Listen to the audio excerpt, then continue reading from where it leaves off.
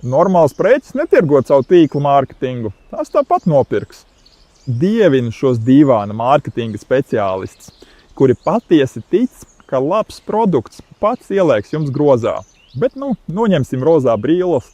Pieņemsim, ja es šodien radītu etalonu produktu ar nevainojamu sastāvu un vienkārši noliktu to veikalu plauktā, tas tur mierīgi nomirta.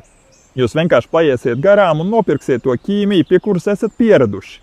Vienkārši tāpēc, ka jūsu smadzenes vienmēr izvēlas pazīstamo, nevis labāko. Jebkuram biznesam ir vajadzīga plūsma un virzīšana.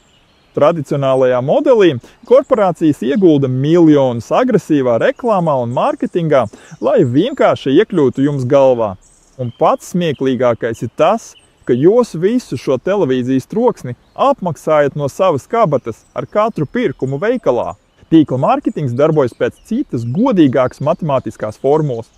Un tā vietā, lai barotu mēdīju holdingus un reklāmas aģentūras, uzņēmums šo budžetu atdod reāliem cilvēkiem. Jums maksā reālu naudu par jūsu personīgo rezultātu un patērētāju tīkla izveidi. Tā ir uzticības ekonomika tīrā veidā.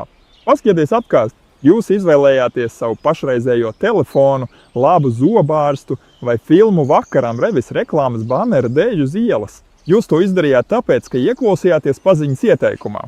Tīkla bizness vienkārši profesionāli ir monetizējis to, ko jūs tāpat darat katru dienu pilnīgi bez maksas.